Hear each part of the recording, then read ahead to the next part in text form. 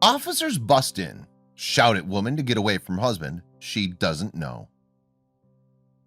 She was making tea for her husband when there was a loud knock at the door. Thinking it might have been something to do with her crazy neighbor, she opened the door to see if she could help. But when 12 officers pushed past her and handcuffed her husband, she demanded an explanation. What the officers said left her in a state of shock. Her whole life had been a lie. Cheryl and Bobby Love had been happily married for 40 years. Sure, they had their ups and downs, what couple doesn't? But Cheryl had missed something about her husband. His cagey behavior belied a dark secret, and his doting wife was about to find out who the man she'd been sharing her life with really was. The couple met while working at the Baptist Medical Center in Brooklyn, New York. Cheryl was innocent, said Bobby in an interview years later. And that's why I was so attracted to her. I never wanted to date someone like myself who drank and smoked and had a past. Cheryl was soft, almost naive in a way. The couple settled down and had 4 children together. Bobby was a dutiful husband, always working 2 or 3 jobs, cooked, did laundry, spent time with the kids. As far as Cheryl was concerned, he wouldn't hurt a fly. Bobby grew up poor. His mother had her hands full raising 8 children, and Bobby fell in love with a bad crowd. But the family man never confided in his wife about where he came from.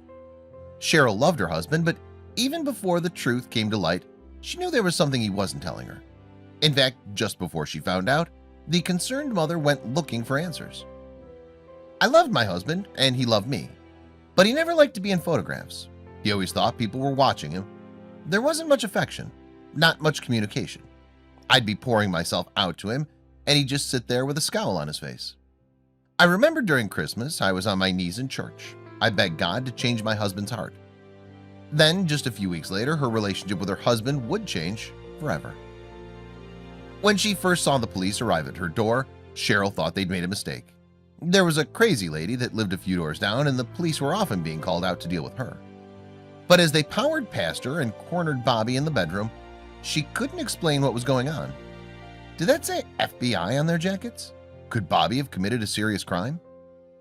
Doing her best to console her scared husband, Cheryl tried to get into the bedroom where the officers had handcuffed Bobby. The officer kept saying, "Get back, get back. You don't know who this man is." The officers were right. She really didn't. And what she was about to find out would break her heart in two. "My world came crashing down," said Cheryl. "Bobby's arrest was all over the papers. It seemed like the whole city was laughing at me. People at church would pull me aside and whisper, 'You knew about this, right? You had to know.' But I never knew. 40 years of marriage, 4 grown children, and I never knew. He didn't even have a criminal record." I screamed, "Bobby, what's going on? Did you kill somebody?" "This goes way back, Cheryl. Back before I met you. Way back to North Carolina," confessed Bobby as the officers led him away. They had clearly been working on tracking Bobby down for a long time.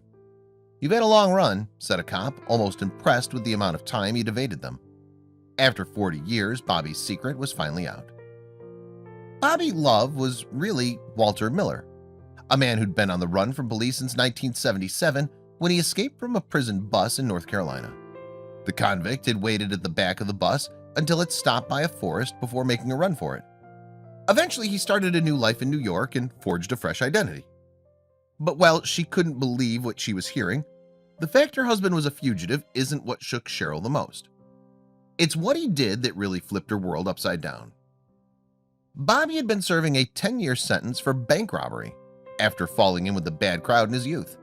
He'd been tempted into committing more and more serious crimes, living the high life with his share of the loot. Eventually, he was shot by police and sentenced. Cheryl was hurt. "Bobby had deceived me for all those years. There was no truth in our house. I'm walking past this man every single day. We laughing, we joking, and he's not telling me anything. I was so angry." But this wasn't her final word on the matter.